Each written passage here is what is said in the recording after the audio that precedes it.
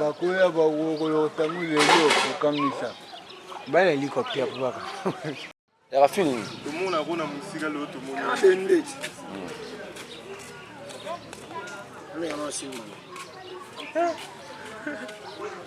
oza nyoka ebemba nyoka esila ngala te on risque parce que Snell parce que là-bas il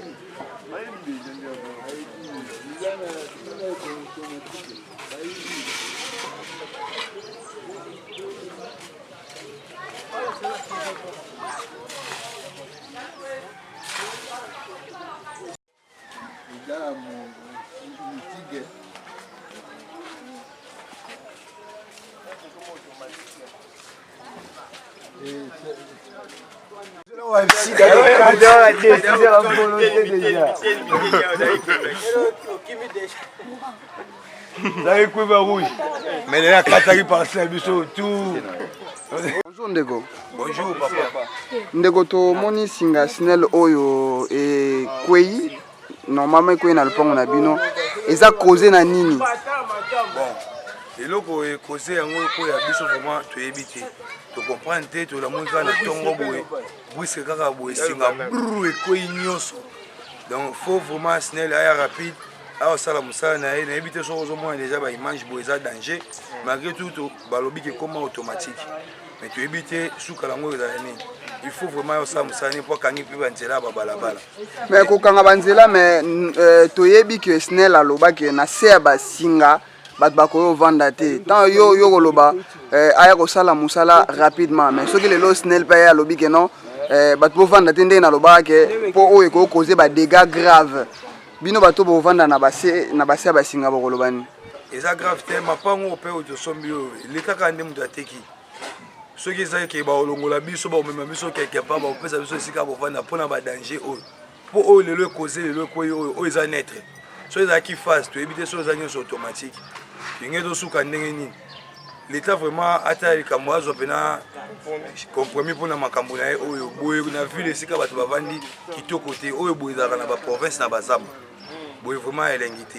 Merci. Merci. faut je paye libérer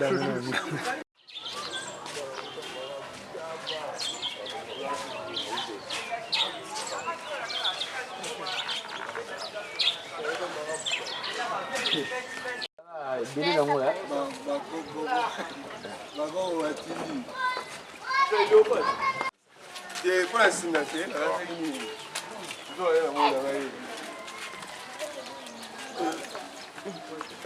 ya pene non solewo oh c'est la fille ya mbele Bote Ndeko. bote papa Ndeko a toza na quartier ni nana. ah toza na quartier mama mo na commune ya Ngalima. Toza na quartier mama na commune Ngalima tomoni singa ya donc ya poto ya courant kwei eza di na nini singa ngo ko ya ka boye to eza provoquer na logo mo boye. Bon c'est vraiment une opinion inattendue hein to banda la banda ko to suka boye singa katandi on peut bi causer éviter pour na nini même subir hein de umeli donc moi. Est-ce que depuis bino bovanda koto basingo ekoyaka déjà to première fois ekoya? Non c'est pour la première fois. Pour la première fois mais betaka ba sala ba il s'enflammera trop.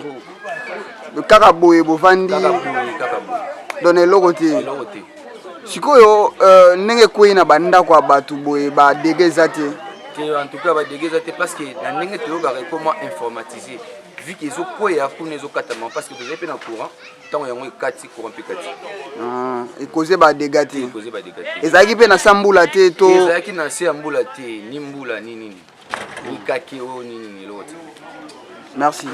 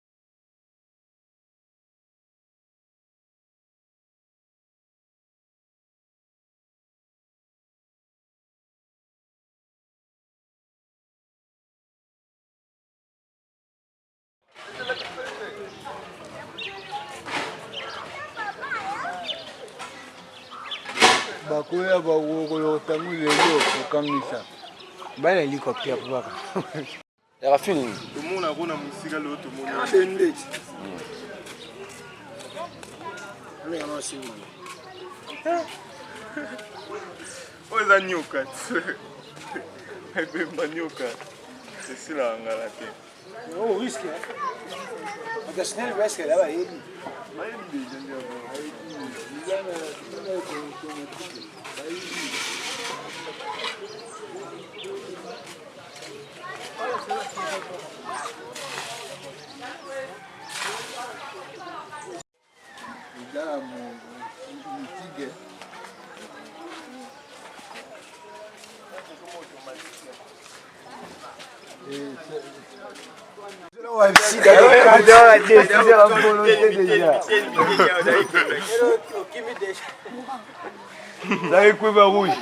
mais là kataki parcelle biso tout. Bonjour ndeko. Bonjour papa. Ndeko tomoni singa snel oyo ekwei normalement ekwei na lupango na bino eza cause na nini? Bon, eloko ekose yango ekoya biso vraiment toyebi te tocomprendre te tolamoni kaka na ntongo boye bwiske kaka boye singa brr ekwei nyonso donc faut vraiment snel aya rapide aosala mosala na ye nayebi te soki ozomona déjà baimage boye eza danger malgré tout balobi ke ekoma automatique mais toyebi te suka yango ezala nini il faut vraiment aosala mosala nini mpo akangi mpe banzela ya babalabala mais kokanga banzela mais toyebi ke snel alobaki na se ya basinga bato bakoyo vanda te tant yo koloba aya kosala mosala rapidement mais soki lelo snel mpe aya alobi ke non bato bovanda te ndenge nalobaka ke mpo oyo ekoki koze badégâts grave bino bato bovanda na base ya basinga bokoloba nini eza grave te mapango mpe oyo tosombi oyo elekaka nde moto ateki soki eza ke baolongola biso baomema biso quelque part baopesa biso esika bovanda mpona badanger oyo mpo oyo lelo ekoze lelo ekwei oyo eza netre so ezalaki face toyebi te so eza nyonso automatique ndenge tosuka ndenge nini l'état vraiment ata likambo azwa mpena compromis mpona makambo na ye oyo boye na ville esika bato bavandi kitoko te oyo boye ezalaka na baprovince na bazamba boye vraiment elengi te merci ozopeli bendanga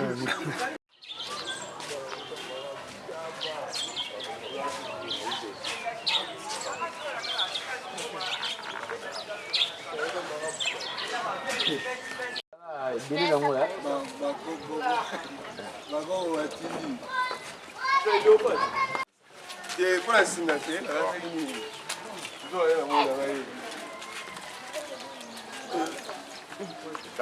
apena no nisoleko ezalaka filimi yango belibeli bote ndeko bote papa ndeko awa toza na quartier nini nano awa toza na quartier mama emo na commune ya ngalema toza na quartier mama emo na commune ya ngalema tomoni singa ya donc ya poto ya courant ekwei eza di na nini singa ngo ekokwea kaka boye to eza provoqué na eloko moko boye bon c'est vraiment une opinion inattendue hein tokandaka na bandako tosuka boye nakatandi on toyebi cause te toyebi te mpona nini mosusu dire nde umeli donc est-ce que depuis bino bovanda koto oyo basinga oyo ekweyaka déjà to première fois ekweya non c'est pour la première fois pour la première fois mais betaka salaka